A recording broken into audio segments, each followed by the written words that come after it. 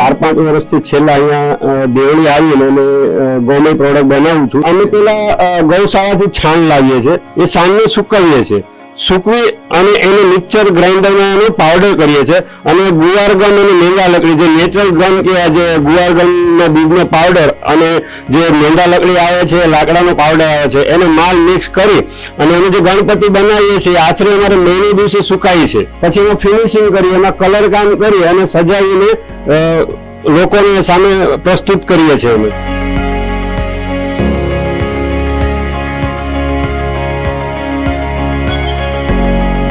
નરેન્દ્રભાઈ મોદીએ local for વોકલનું જે કાર્ય કર્યું છે એ મારા માટે સારું છે અને મારા જેવા બીજા બી કારીગરો નાના મોટા સારું છે, તેનું રોજગાર ચાલે છે.